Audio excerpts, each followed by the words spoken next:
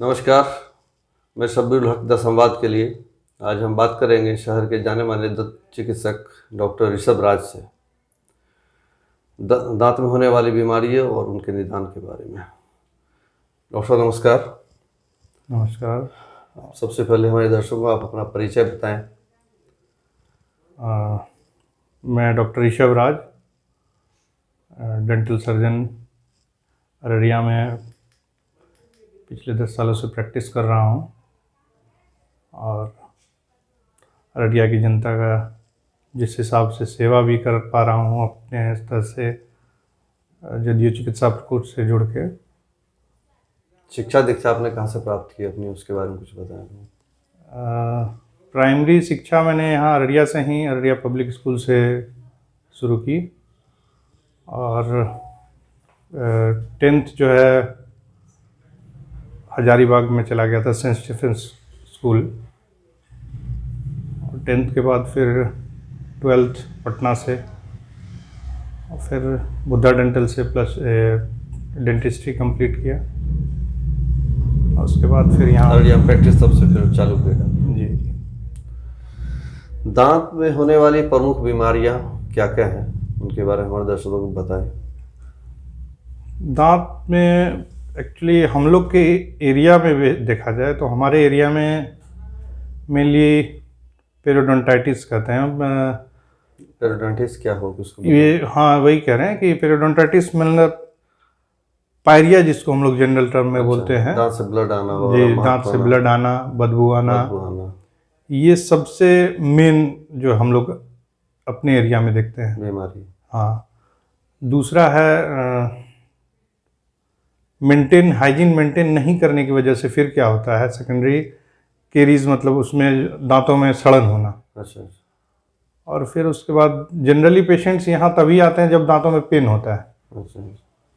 लेकिन प्रमुखता देखा जाए तो पायरिया इनिशियल स्टेज में, पायरिया जो कहते हैं हम लोग पेरियोडोंटाइटिस, इनिशियली वो जिंजिवाइटिस फिर पेरियोडोंटाइटिस में कन्वर्ट करता है तो लोग उसको टालते जाते हैं। हल्का ब्लीडिंग हुआ तो कुछ दवा ले लिए, जो आदत है इंसान का टालते रहना। जी जी जी, उस हिसाब से। और दूसरा यहाँ हम लोग हैबिट, हम लोग का जो है फूड हैबिट, अच्छा, वो स्टिकी फूड आजकल ज़्यादा हम लोग कार्बोहाइड्रेट बेस्ड फूड यूज़ कर रहे हैं तो उसकी वजह से सड़न भी हो रहा है। तो उस दांतों का देखभाल के बारे में? दांतों का देखभाल मेनली हम लोग सिर्फ अगर ये ध्यान दें, 2 वक्त ब्रश करना। अच्छा। मतलब हम लोगों की हैबिट है एक टाइम ब्रश करना, मॉर्निंग हैबिट ब्रश। लेकिन सही ब्रशिंग टेक्निक है कि अगर ब्रशिंग हैबिट अगर आप देखिए तो रात का ब्रश अगर कर लेते हैं हम लोग सोने से पहले मतलब फूड इनटेक लास्ट जो भी हुआ, इवन मिल्क हैबिट जिसको दूध पीने की आदत है या चाय कॉफ़ी किसी तरह का भी फूड लेने का है हैबिट, तो वो लास्टली जब तक नहीं ले लेते हैं उसके बाद ब्रश करेंगे तभी आपका जो फूड डेब्रिस दांतों के गैप्स में फंसे हुए हैं वो सब निकलेगा। शुगर कंटेंट जो आपका दूध का हुआ या चाय कॉफ़ी जिस फूड का भी है वो आपके दांतों से हट जाता है, तभी आपका जो है ये जो नाइट टाइम है आपका, मतलब अगर आप 9 बजे 10 बजे बेड टाइम है, मॉर्निंग 6 o'clock के बाद ही लोग या 5 o'clock ब्रशिंग का हैबिट है, तो उस हिसाब से ये जो टाइम मिलता है इसी टाइम में बैक्टीरिया आपका दांतों पे इफेक्ट करता है। ये सबसे लंबा ड्यूरेशन है। और अगर हम लोग सुबह ब्रश करते हैं तो उसके बाद ऐसे भी हम लोगों की ब्रशिंग हैबिट सुबह की जो है, तो सुबह ब्रश कर लिए आप तो उसके बाद तो लोग पानी पीते हैं, फूड दिन भर खाने तो ऑटोमेटिकली सलाइवा से वॉश होते रहता है। इस वजह से वो जो रात वाला फेज है वो ज़्यादा ज़रूरी है, वो ज़्यादा ज़रूरी है हमें ब्रशिंग का। इससे हमको लगता है पायरिया वगैरह से भी बचाव इससे हो पाएगा। 80% आपका जो डेंटल डिजीजेज है बस नाइट ब्रशिंग से ही आपका क्योर होने का चांसेस। यानी हर हाल पे 2 टाइम ब्रश जरूरी है, सुबह एक रात में सोते हैं बेड पर जाने से पहले, खाने के बाद है। बिल्कुल, नाइट ब्रशिंग कंपलसरी होना चाहिए। लोगों को अपनी आदत में डाल लेना चाहिए नाइट का ब्रशिंग, और सुबह का है ही, रात का सुबह जनरल हैबिट में ही नाइट ब्रशिंग की हैबिट डालनी चाहिए सुबह। दांत की बीमारी किसी और रोग से भी संबंधित है क्या? दांत की बीमारी, एक्चुअली दांतों में जो ये पायरिया हुआ, सड़न हुआ, ये सब जो है आपको अदर डिजीजेज जैसे हार्ट में भी इफ़ेक्ट करते हैं। ये कैलकुलस डिपोजिशंस होता है, जो आपका गम डिजीजेज होता है, वो कहीं ना कहीं जाकर के हार्ट डिजीजेज, लंग्स, किडनी, बहुत सारे डिजीज में मतलब इफ़ेक्ट करते हैं, मतलब वाइटल ऑर्गन्स को इफ़ेक्ट करते हैं। तो आप इसको इग्नोर करना मतलब आप अपने शरीर को और डैमेज कर रहे हैं कहीं ना कहीं। इसको आप लाइटली ले रहे हैं कि सिर्फ मुंह में है, हल्का बदबू आ रहा है या ब्लीडिंग आ रहा है, तो उसको आप ये समझ रहे हैं कि चलो कोई नहीं है, कुछ नहीं है, सही है, लेकिन आपके कहीं ना कहीं वाइटल ऑर्गन्स को कुछ ना कुछ डैमेज करता है।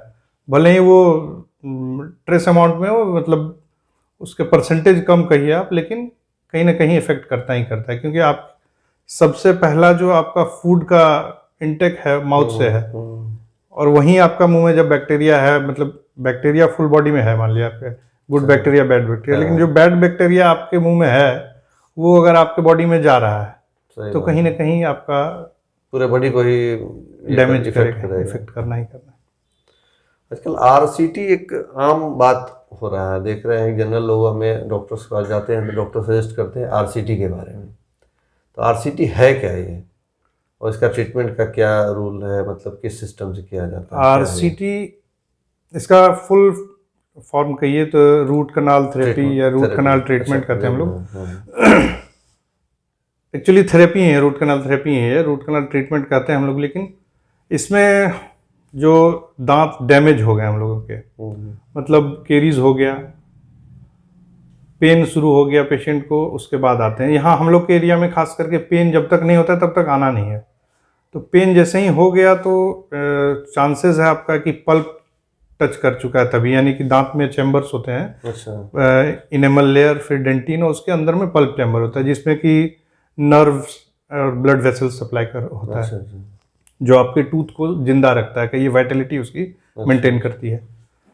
तो होता क्या है कि केरीज जो है आपका पहले इनेमल लेयर तक जब तक रहता है, लोग जो है उसको ठंडा पानी या मीठा खाएं, हल्का लगा, वो ऐड में कहते हैं झंझनाहट, तेज झंझनाहट, तो उसको क्या करता है लोग बर्दाश्त कर लेते हैं। हाँ, एडवर्टीजमेंट के हिसाब से लोग करते हैं क्या कि वो टूथपेस्ट यूज कर लिए,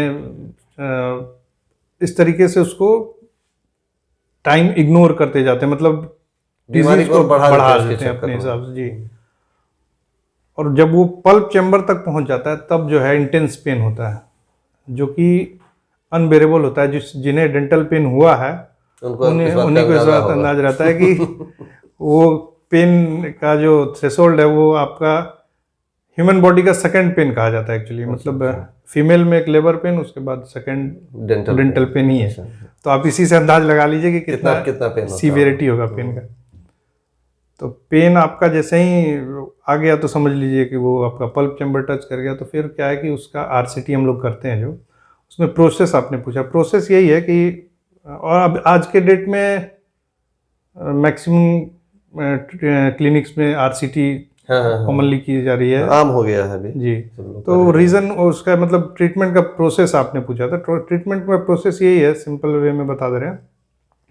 जो केरियस पोर्शन है सबसे पहले उसको हम लोग हटाते हैं, फिर जो पल्प चैम्बर है उसको ओपन करते हैं हम लोग, और उसमें वे बनाते हैं ताकि हमारा जो ट्रीटमेंट का इंस्ट्रूमेंट होता है फाइल्स, अच्छा, वो उससे पूरा कनाल हम लोग साफ कर सकें। अच्छा। और जो कनाल में जितने भी अगर इन्फेक्टेड कनाल हो गए हैं तो डिब्रिस निकालें, और अगर वाइटल भी हैं पल्प टच कर चुका है तो भी उस केसेस में भी हम लोग इवन वाइटल पल्प को भी निकाल करके फिर उसमें मेडिकामेंट्स डालते हैं।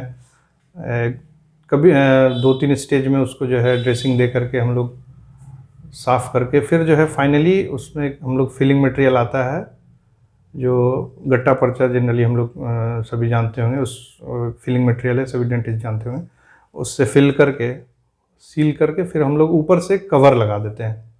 फिलिंग कंप्लीट करने के बाद एक कवर चढ़ा देते हैं ताकि दांत का जो स्ट्रक्चर है वो प्रोटेक्ट रहे। अच्छा। क्योंकि जैसे ही हम लोगों ने पल्प निकाल दिया तो वो उसकी वाइटलिटी ख़त्म हो जाती है। तो जैसे ही वाइटलिटी ख़त्म होगी तो वो क्या होगा कि ब्रिटल इन नेचर हो जाएगा, मतलब वो जैसे हम लोग घड़ा नहीं टूटता है अच्छा अच्छा, चोट लगने के बाद, उस टाइप तो का आरसीटी करने के बाद अगर हम लोग साल 2 साल दांत को बिना कवर लगाए छोड़ दें तो खत्म तो हो दांत जाएगा, वैसे ही अपने ही टूटता जाएगा टूट के खत्म हो जाएगा। जी। तो इस वजह से हम लोग उसको कवर लगा देते हैं ताकि आपका लंबे समय तक चले। तो आरसीटी करने के बाद क्या उसको फिर बार बार आपके पास आना पड़ता है या फाइनली हो जाता है कंप्लीट वो? नहीं नहीं, आरसीटी कराने के बाद क्या है कि आरसीटी देखिए कोई भी ट्रीटमेंट जैसे हम लोग बोलते हैं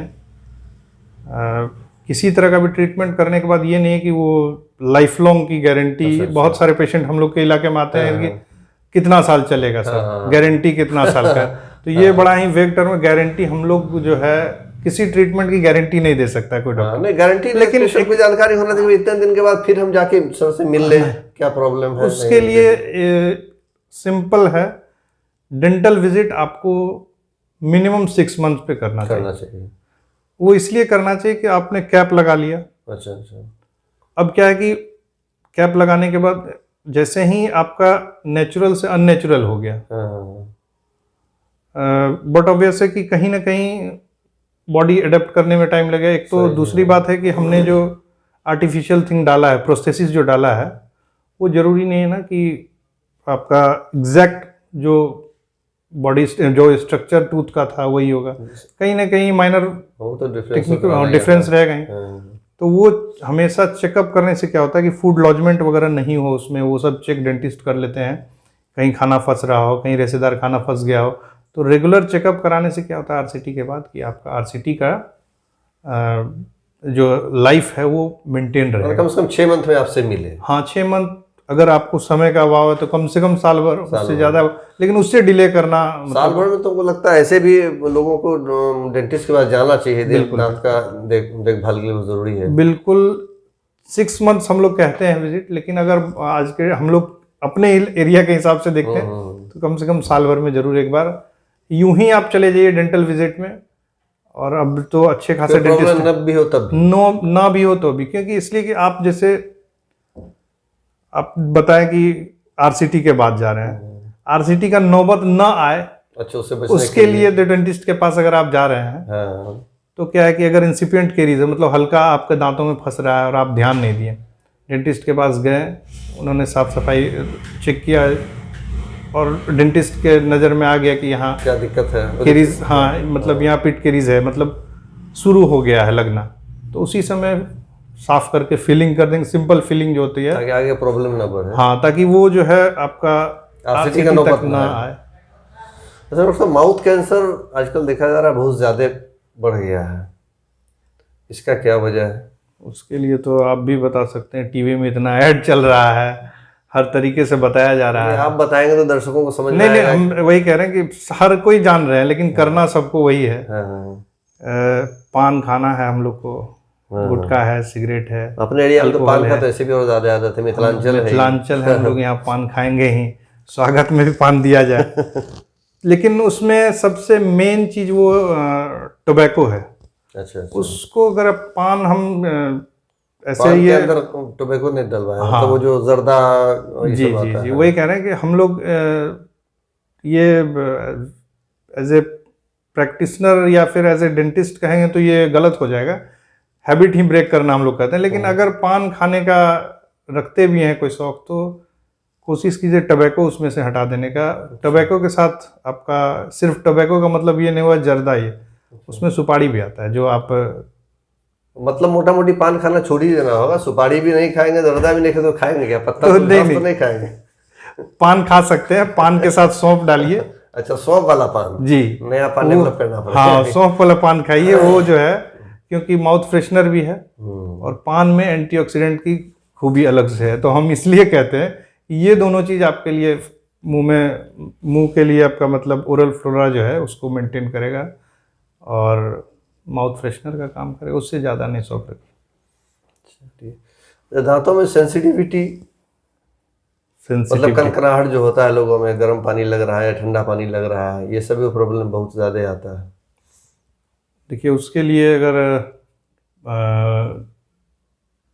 सबसे मेन रीज़न उसमें जाइएगा तो वो एज फैक्टर हो जाता है पहला। आफ्टर 40 जो है डेंटल एब्रेजन होता है, मतलब दांत जो है घिसता है, एट्रीजन होता है, दांत घिसता है चिविंग हैबिट से, जैसे एक दूसरे दांत का फ्रिक्शन से जो है उसका इनेमल लेयर धीरे धीरे घिसता है जी। तो एक तो वो सबसे पहला फैक्टर है। दूसरा, अगर अर्ली एज में हो रहा है तो उसके पीछे भी बहुत सारे कॉज हो सकते हैं। या तो आप हार्ड ब्रशिंग कर रहे हैं, अच्छा अच्छा, या आपका ब्रशिंग टेक्निक गलत है, अच्छा, या फिर आपका कहीं ना कहीं केरीज लगा हुआ है। अगर यूं ही हो रहा है, आपका ना ब्रशिंग हैबिट गड़बड़ है, ना ही दांत कहीं कटा है, और अगर आपको नहीं पता चल रहा है पूरे मुंह में कहीं कनकनाहट हो रहा है, तो कहीं ना कहीं दांत में आपका केरीज है। अच्छा अच्छा, तो डेंटिस्ट से मिल के ही उसका सॉल्व किया जा सकता है उसको मामला जी। बच्चों की दांतों की देखभाल के बारे में कुछ बताएं। और साथ साथ अभी आप बता रहे थे कि ब्रश करने का, तो ब्रश करने का क्या टेक्निक होना चाहिए, कैसा ब्रश इस्तेमाल करना चाहिए? ब्रश करने का टेक्निक, ब्रशिंग टेक्निक बेसिकली देखिए, ब्रशिंग टेक्निक हम अभी अगर बताएंगे भी तो वो समझ नहीं पाएंगे, लेकिन एक सिंपली बता देते हैं कि ब्रश, सबसे पहला कंसेप्ट ये होना चाहिए, हम लोग ब्रश करते हैं तो सभी लोग जानते होंगे कि सभी का लगभग हम देखते हैं, अपने फैमिली मेम्बर्स को भी देखते थे पहले, जब तक डेंटिस्ट नहीं थे उससे पहले शायद हम भी किया करते थे। ब्रश के जो ब्रिसल्स हैं वो टेढ़े हो जाते थे। हाँ, पूरा दाब दाब के ब्रश करने का बीमारी के पूरा साफ कर देंगे, दांत रहे नहीं रहे आज। तो सबसे पहले ये कि आपका ब्रश अगर ब्रिसल्स एक भी टेढ़ा हो रहा है तो आपका ब्रशिंग हैबिट गलत है। अच्छा अच्छा, दैट मीन्स आप प्रेशराइज्ड ब्रशिंग कर रहे हैं। तो सबसे पहला तो ये, उससे इजी हम बता नहीं सकते हैं अभी इस तरीके से।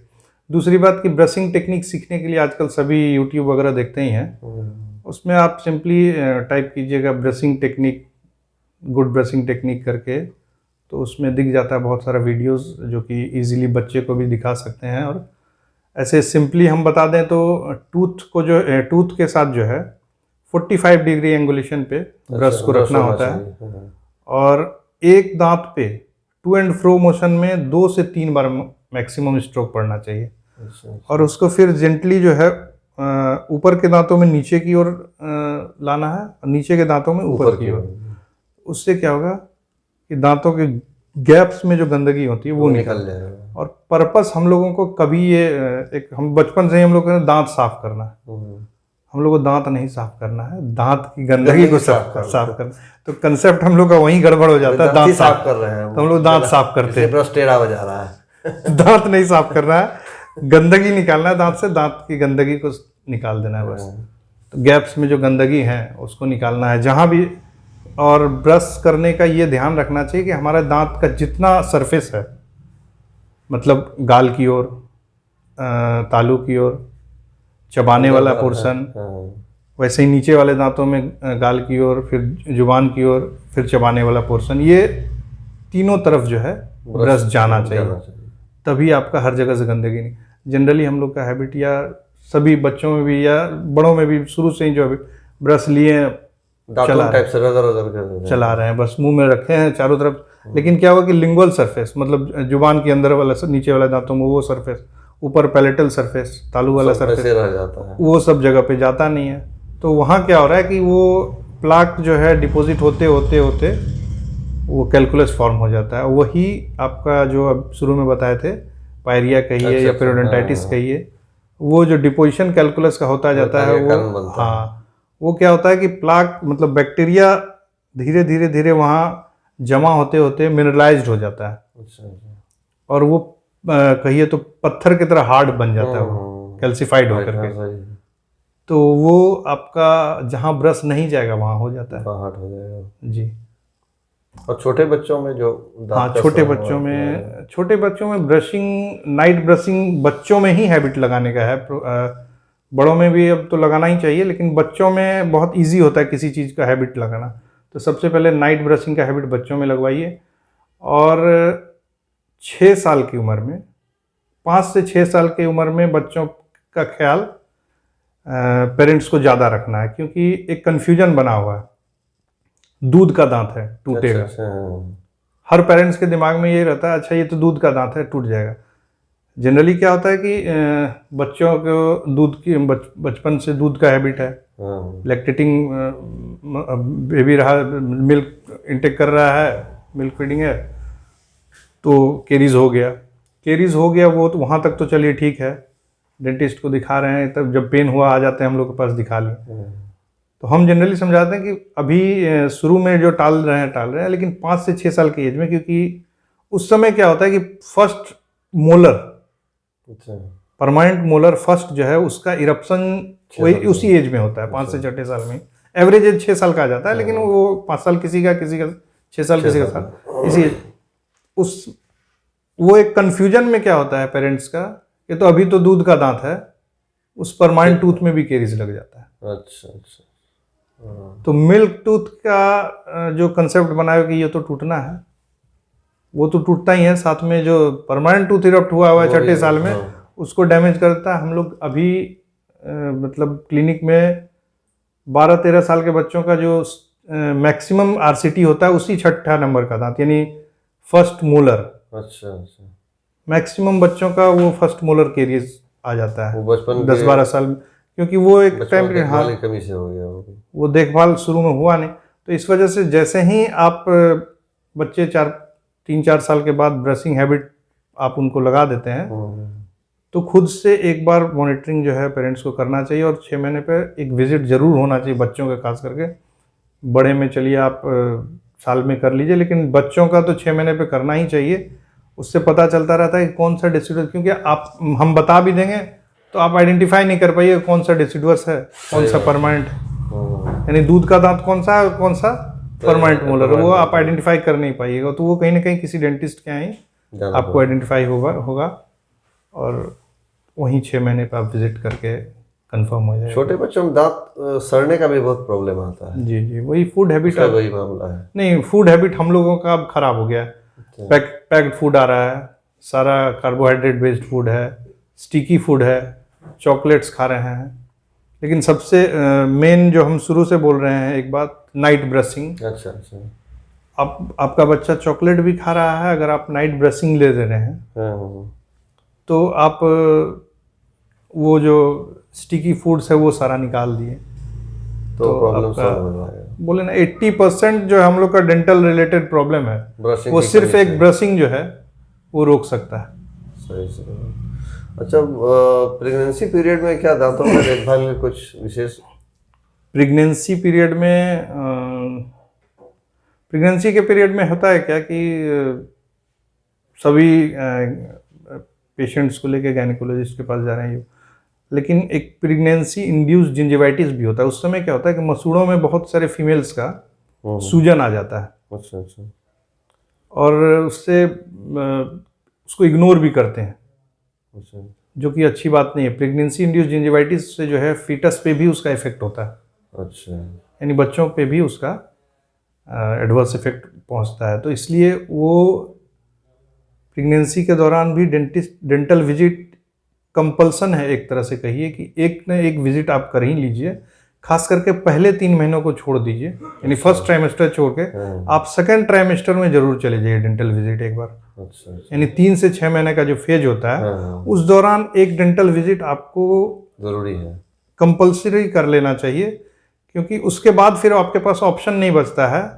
थर्ड ट्राइमेस्टर में किसी डेंटिस्ट के आप जाइएगा भी पेन लेके भी या किसी तरह का और सीवियर प्रॉब्लम लेके, तो ट्रीटमेंट जो होगा वो नहीं हो सकता उस टाइम में, क्योंकि डेंटल चेयर पे उसका पोजीशन जो है ऐसा होता है, डेंटल चेयर का सेटअप ऐसा है कि उस पर उस पोस्चर में बैठाना पेशेंट्स के लिए इजी नहीं है, और उस दौरान डेंटिस्ट काम नहीं कर सकते हैं। इसलिए हम लोग सेकंड ट्राइमेस्टर में कहते हैं कि कंपलसरी एक डेंटल विजिट ले लीजिए, जरूरी है। जी हाँ, क्योंकि आपके एक तो पहला बोल दिए कि प्रेगनेंसी इंड्यूस्ड जिंजिवाइटिस भी रहता है, तो वो एक आपका है। दूसरा, अगर किसी तरह का केरीज है, बढ़ने वाला है, या कुछ काम और भी है, डेंटिस्ट देख लेंगे तो वो आपका उसी टाइम पे फिलिंग वगैरह करके आपका उस समय ही आपको ब्रेक लगा देंगे, उस अगले 3 महीने के फेज में सीवियरिटी से बचाने का। जी हाँ। तो फ्लोराइड का क्या रोल है? फ्लोराइड हम लोगों के दांत पे जो है आपका ये केरीज जो बोलते हैं हम लोग। अच्छा, हाँ। केरीज नहीं बढ़ने दे उसके लिए, मतलब केरीज नहीं लगे। अच्छा, तो फ्लोराइड उसका जो है रोक करता है। लेकिन अगर उसका हाइप ज़्यादा भी इंटेक हो जाता है तो वो भी नुकसानदेह है।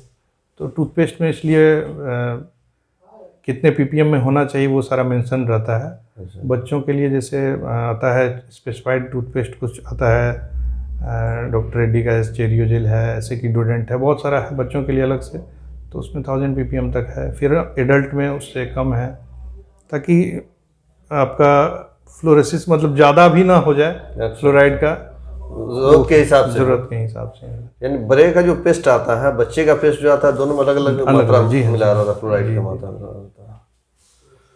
अच्छा, ब्रश जो आप बता रहे थे, तो ब्रश सॉफ्ट इस्तेमाल करना चाहिए या हार्ड इस्तेमाल करना चाहिए? मार्केट में सब तरह ब्रश अवेलेबल है। हाँ, आप ब्रश अगर आप किसी एडवाइस के बगैर यूज़ कर रहे हैं तो आप कोशिश कीजिए सॉफ्ट ब्रश यूज़ करने का। अच्छा। सॉफ्ट ब्रश इसलिए यूज़ करने का क्योंकि वो आपका एब्रेजन नहीं करने देगा, मतलब दांत जो घिसता है, कटता है, वो नहीं होने देगा। हार्ड ब्रशिंग हम लोग तो अभी कहते हैं कि हार्ड ब्रश उस केस में कहते हैं हम लोग जहाँ स्टेन्स बहुत ज़्यादा हो जाते हैं, जो दाग वगैरह हो जाता है दांत पे, उस केसेस में ही हार्ड ब्रश यूज़ करने कहते हैं। अदरवाइज दांत हार्ड ब्रश से दांत के लेयर आपके कटते ही हैं, तो हार्ड ब्रश नहीं करना है। और उसके बाद एक आता है अल्ट्रा सॉफ्ट ब्रश। तो अल्ट्रा सॉफ्ट ब्रश हम लोग यूज़ करने के लिए कहते हैं जिनका दांत मतलब कट रहा है, इरोड हो रहा है, एब्रेड हो रहा है या ट्रीजन हो रहा है, ऐसे केसेस में जिसमें कि अल्ट्रा सॉफ्ट ब्रश से आपका दांत पे बिल्कुल प्रेशर नहीं पड़ेगा, मतलब ब्रेसेस जो है। तो ये अलग अलग जो है यूज़ अलग अलग है, इस वजह से अलग अलग मार्केट में आते हैं। लेकिन वो आप अपने अगर सिर्फ विदाउट एनी एडवाइस लेना चाहते हैं तो हम ये एडवाइस करेंगे कि सॉफ्ट ब्रश यूज़ कीजिए। हाँ, और उसके बाद आप बाकी अगर डिटेल लेने के लिए तो फिर डेंटल विजिट कीजिए, वो देख लेंगे। अच्छा, दांत वगैरह टूट जाने के बाद, ये बहुत लोगों का जो परमानेंट दांत झड़ जाता है ओल्ड एज में या ऐसे भी किसी वजह से, तो ये जो फिक्स दांत जो आजकल लगता है, ये क्या नॉर्मल दांत की तरह काम करता है या उसके बाद कोई प्रॉब्लम भी उसमें आता है? नहीं, नॉर्मल दांत की तरह ही फंक्शन करता है। अच्छा। प्रॉब्लम देखिए, प्रॉब्लम तो हर चीज़, प्रोस्थेसिस है तो प्रॉब्लम आना है, वो अलग इशू है, वो भी बता देंगे हम अभी। दांत जो परमानेंट टूथ आप पूछ रहे हैं, परमानेंट दांत दो तरह का भी आया हुआ है। एक तो अभी लेटेस्ट चल रहा है इम्प्लांट। अच्छा। तो हम लोग अररिया में इम्प्लांट वगैरह अभी उतना नहीं आया है प्रचलन में, हल्का फुल्का शुरू हुआ है, बाहर से हम लोग बुला के कभी कभी किसी किसी केसेस में करवाते हैं, लेकिन इकोनॉमिकली थोड़ा अभी वो हम लोग के एरिया के लिए एरिया के हिसाब से तो महंगा हो जा रहा है जी। तो यहाँ हम लोग अभी डे टू डे प्रैक्टिस में यही है, फिक्स्ड जो क्राउन एंड ब्रिज कहते हैं वो चल रहा है, वो यूज़ करते हैं हम लोग यहाँ। तो क्राउन एंड ब्रिज में क्या है आपका कि उसका लाइफ, आप अगर नॉर्मली फूड इंटेक में अगर आप जो हम लोग खाते हैं हर चीज़, उसको खाते हुए आप आराम से 10-15 साल चलता है, उसमें कहीं कुछ नहीं होता है। लेकिन उसमें एक प्रॉब्लम वही है कि अगर आप लगा लिए और डेंटल विजिट आप कर नहीं रहे हैं, अच्छा, तो फूड लॉजमेंट हो, नॉर्मल दांत में जैसे होता है, किसी दांत में फंसता है रिश्तेदार खाना, किसी भी दांत में फंस जाता है, तो वो तो प्रोस्थेसिस है आपका, सही बात। उसमें भी कहीं ना कहीं फंसने का चांसेस है। लेकिन क्या होता है कि आदमी एक बार लगा लिया, उसके बाद चलो मेरा दांत लग गया है, बढ़िया काम कर रहा है, खा पी रहे हैं, अब दिखाने का जरूरत नहीं है, सब चीज तो इतने इत्मीनान उस पर हो जाते हैं, भूल जाते हैं। वही होता है कि धीरे धीरे फिर जो है वहाँ फूड लॉजमेंट हो गया, तो फूड एक बार जहाँ फूड लॉजमेंट होना शुरू हो गया तो वो क्या होता है कि मसूड़ों को डैमेज करते जाता है। मतलब मसूड़ा डैमेज ही नहीं होता है, साथ में जहाँ खाना फंस रहा है आपका, मसूड़ा जहाँ पे प्रेशर पड़ा, उसके बाद उसके नीचे जो इंटरडेंटल बोन्स होते हैं, अच्छा, वो भी डैमेज होते हैं। अच्छा। तो इंटरडेंटल बोन जैसे ही डैमेज होंगे तो पॉकेट्स बन जाएगा, वहाँ पॉकेट फॉर्मेशन हुआ तो फिर आपका केरीज लगने का वहाँ पूरा आप पाथ दे दिए हैं, खाना फंसेगा, सड़ेगा, दांत पे सड़न होगा, और फिर आपका एडजेसेंट टूथ डैमेज होगा। फिर जब पेन हो जाएगा तो डेंटिस्ट, और सही देखभाल करें तो सब कुछ नॉर्मली हो सकता है उससे भी। बिल्कुल, हम लोग तो देख रहे हैं अभी एक पेशेंट 10-10, 15-15 साल से लगा के खा रहे हैं इत्मीनान से। तो चिकन मटन सब खा सकता है उससे लोग, चिकन मटन सब चीज़ खा रहा है, सब खा रहा है लोग, हम लोग लगा रहे हैं, खा रहा है लोग।